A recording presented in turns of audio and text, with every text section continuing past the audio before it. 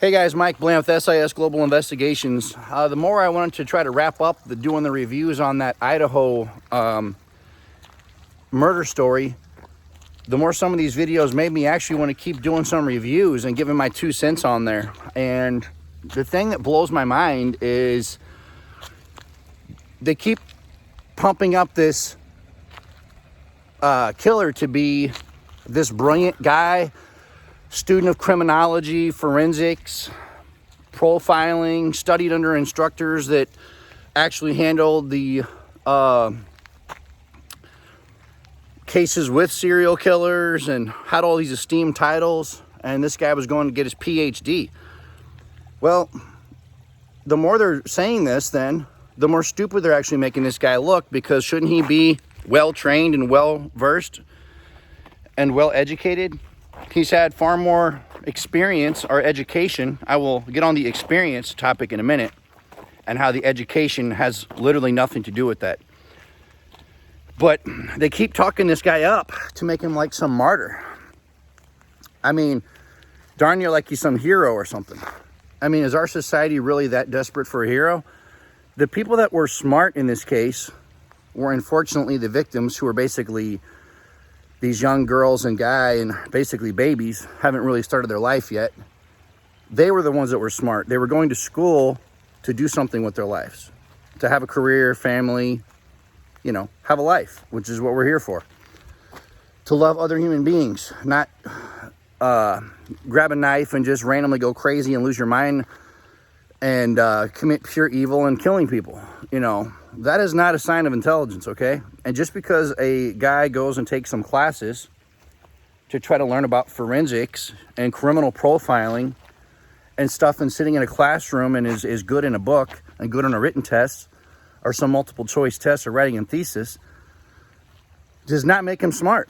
It makes him smart at being book smart. And at the end of all of that, an education's great, formal education.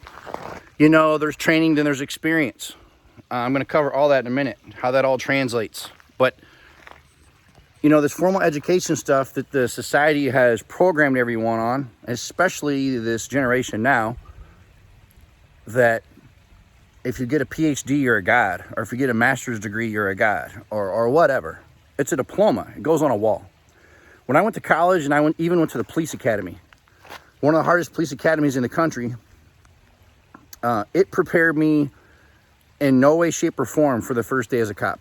I showed up in one of the worst areas in St. Louis, walked in the police station, was looking around, had my uniform on, my duty belt, my vests, my badge, the whole deal, and was totally lost. I'd even rode as an explorer with the police for 2 years, went to college, was applying to do a internship with the U.S. Marshals, was doing everything possible, far more than most 21-year-old guys are doing.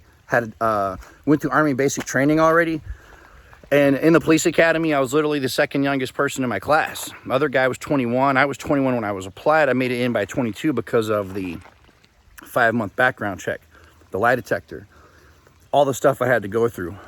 And nothing prepared me, not even the police academy. And we were trained by veteran police officers who put us through role plays, who did everything, you know, 5 months at the shooting range every day, doing, you know, strenuous PT, doing tests on constitutional law, tests on state law, crime scene training, how to package evidence, how to interrogate people, you know, how to conduct traffic stops, how to conduct felony traffic stops, everything.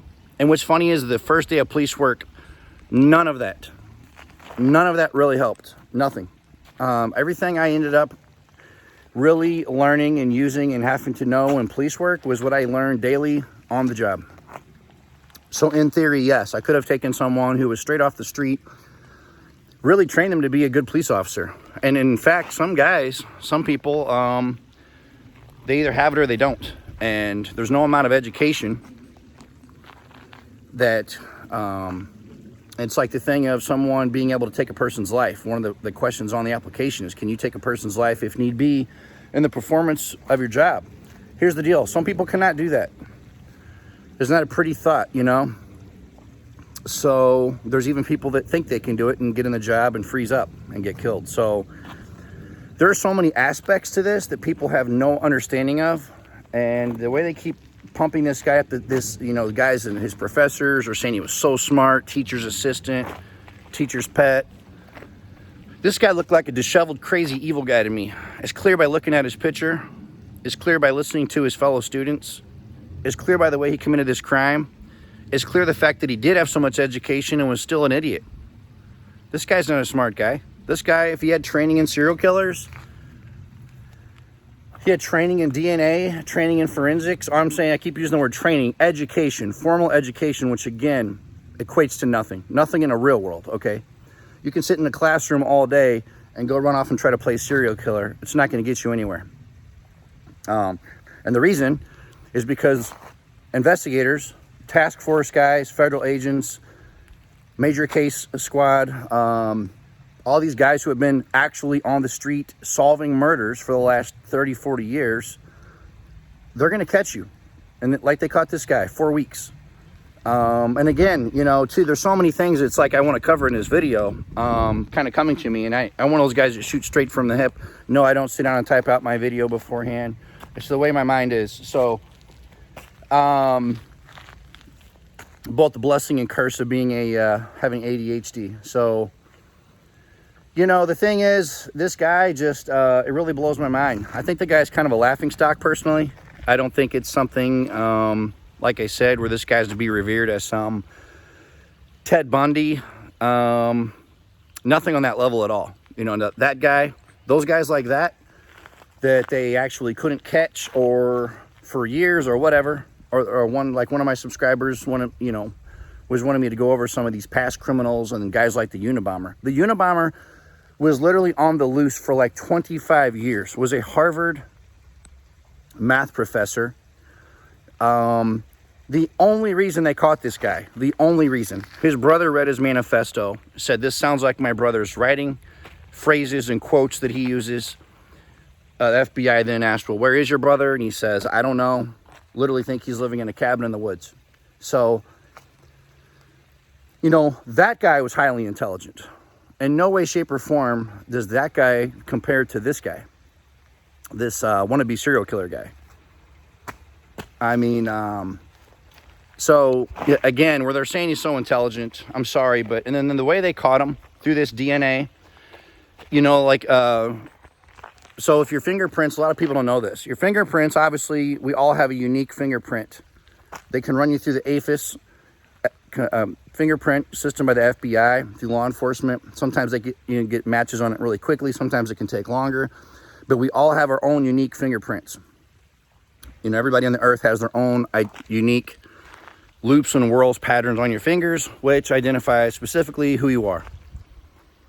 If someone is not in the system, let's say they're from another country, some guy from Italy comes over to the U.S., he kills someone. He's not in the system. Those fingerprints are then worthless. They then have to try to figure, think outside of the box and figure out if there's anywhere else they can find, if they're in a system somewhere else or maybe with another country possibly. With the DNA, we all have our own unique DNA. And again, sex offenders, guys who have killed people, whatever the court order, they put the DNA in this CODIS system. Again, similar to S.I.S fingerprints, they match it, and they can get a match, and they can tell you with 100% certainty this is the same bad guy. Or if you're not in that CODIS system, then they can check these other things like Ancestry DNA or these genealogy places where people pay or voluntarily submit their DNA, and they have built databases which they again can match you with 100% certainty. If you're not in one of those, what's going to happen? And they find a killer's DNA on the scene. It's going to go. If and that killer's family has done the testing, then their DNA is going to be in the system. So it's going to ping to them. And so I can tell you this. You might say, well, how do they catch the killer? Real easily, because they're going to be knocking on the door of that family, and they're real quickly going to discern and figure out and narrow down who in that family, is a loner, between 20-28, white male, not good in relationships, emotionally unstable, disheveled, majorly OCD, has been traumatized. You know, all of the things that fit with someone who is what?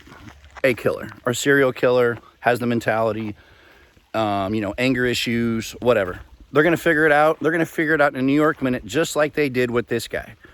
And so anyone thinks that getting a PhD or anything else is going to make you outsmart, you know, investigators with hundreds of years of combined murder investigative experience is not happening, folks. So if you are going to school to be a serial killer like this idiot, and you think that's going to help you, take your diploma, throw it in the trash, because it's not going to work. And again, I think they should be talking about the students, the young girls, the guy, the Kaylee Gonsalves, Ethan Chapman, all of the victims, of, you know, how smart they were. Bright young souls trying to better their lives, better themselves, do something with them, you know, help out society, be a contributing factor, and stop talking about how smart this killer was. This guy was a movie of the week, a t-shirt best, and no example for anyone to even study from this day forward as this guy having been a successful serial killer. This guy was a complete idiot. That's all I've got to say, guys.